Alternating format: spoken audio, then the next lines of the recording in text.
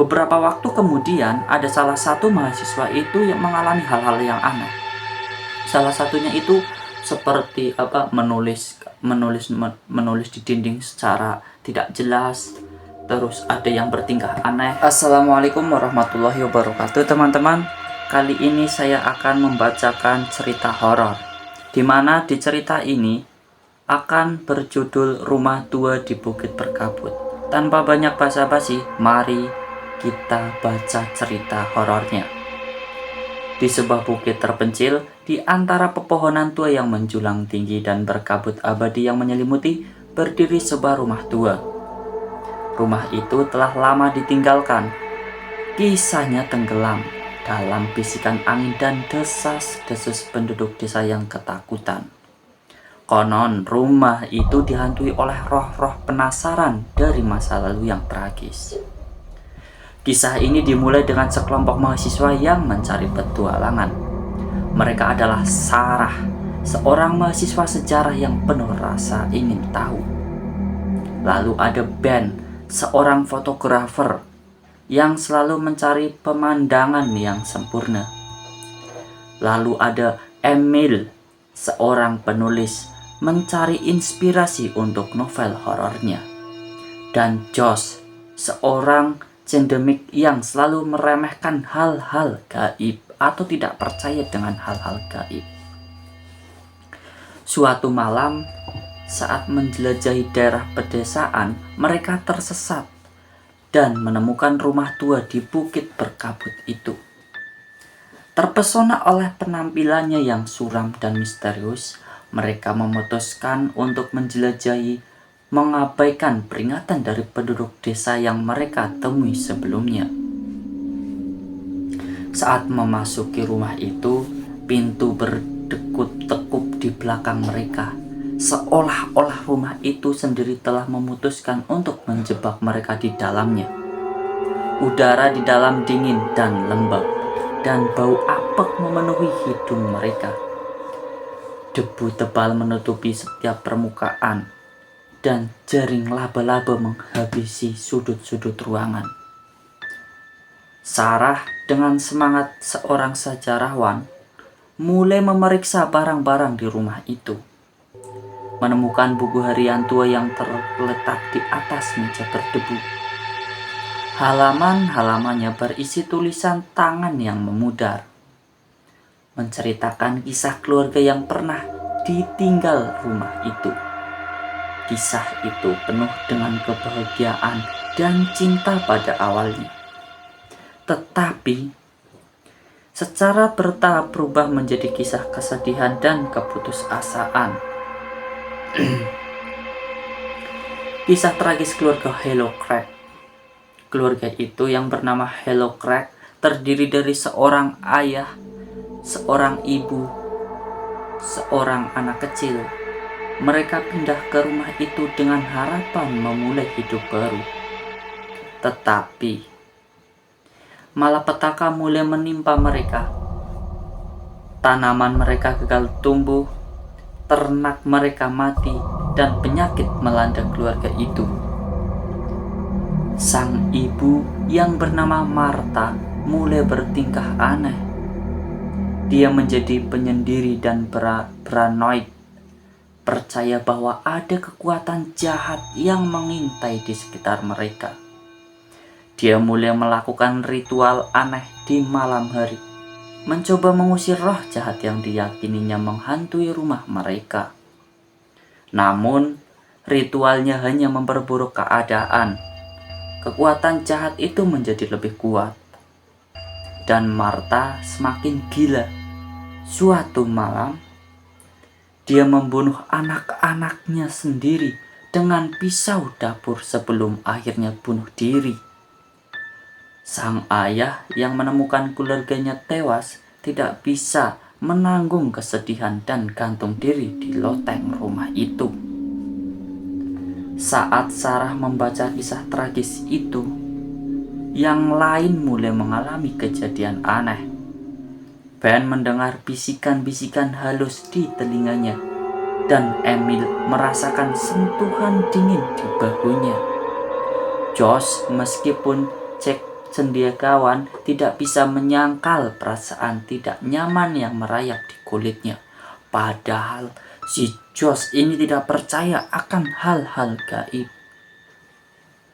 Tiba-tiba lampu-lampu di rumah itu berkedip-kedip seperti diskotik dan padam, menjerumuskan mereka ke dalam kegelapan total.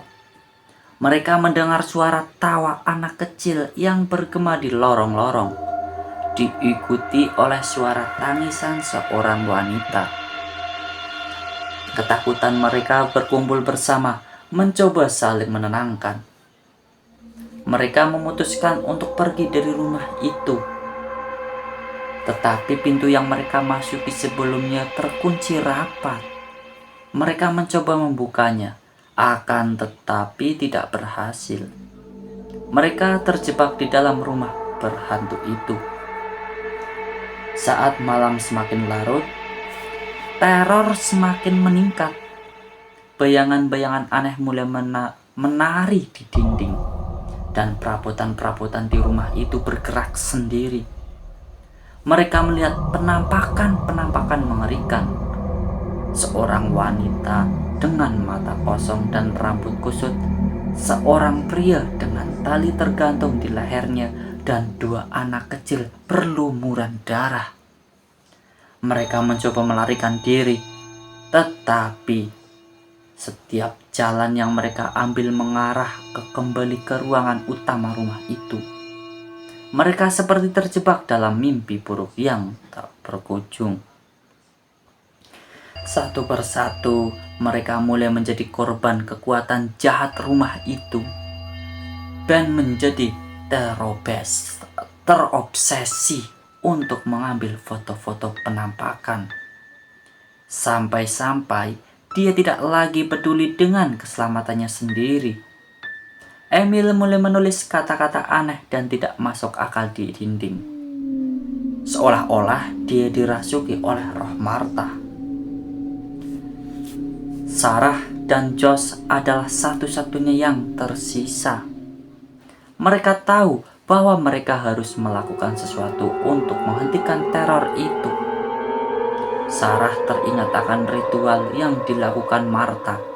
Dia percaya bahwa jika mereka melakukan ritual yang berlawanan, mereka mungkin bisa mengusir roh-roh jahat itu. Mereka menemukan buku ritual kuno di perpustakaan rumah itu. Buku itu berisi instruksi tentang cara melakukan ritual pengusiran setan. Mereka mengikuti instruksi itu dengan cermat, meskipun dengan tangan gemetar dan hati berdebar. Saat mereka membaca mantra, rumah itu mulai bergetar hebat.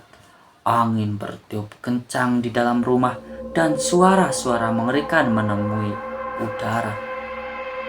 Penampakan-penampakan itu menjadi lebih ganas, mencoba menghentikan mereka menyelesaikan ritual. Namun Sarah dan Josh tetap bertekad. Mereka terus membaca mantra sambil akhir. Saat mereka mengucapkan kata-kata terakhir, cahaya terang memenuhi ruangan itu. Suara-suara dan penampakan-penampakan itu menghilang, dan rumah itu menjadi sunyi dan senyap.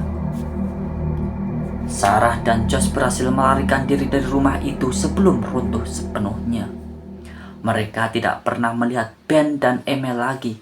Mereka kembali ke kota mereka, tetapi mereka tidak pernah bisa melupakan pengalaman mengerikan mereka di rumah tua di bukit berkabut itu. Rumah itu kini telah menjadi reruntuhan.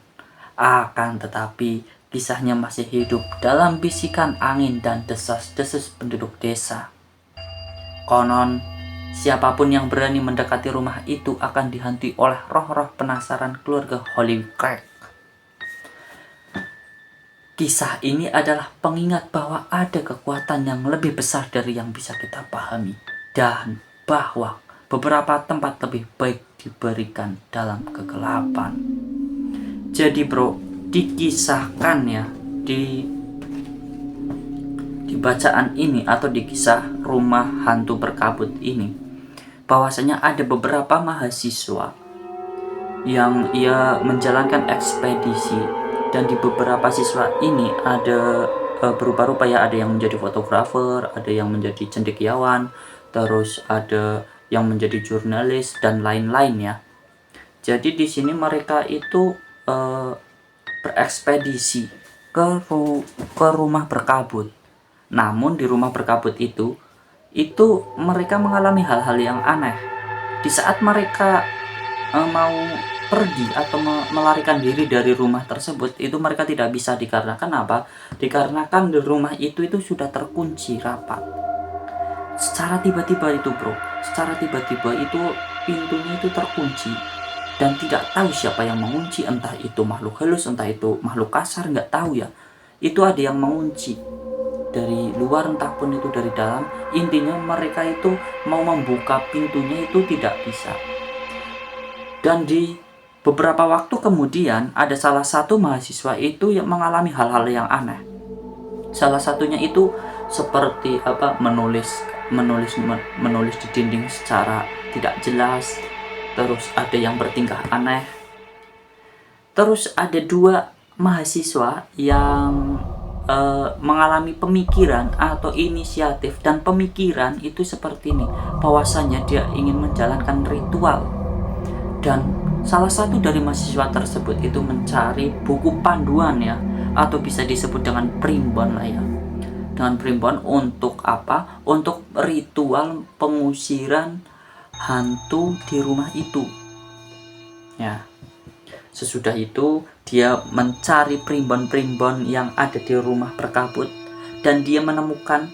Lalu dia baca-baca dan dia menjalankan ritual bersama satu temannya.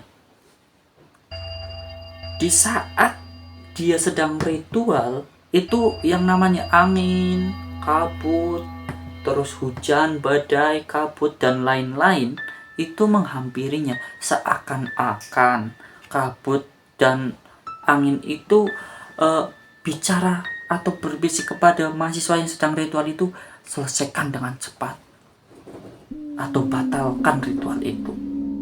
Namun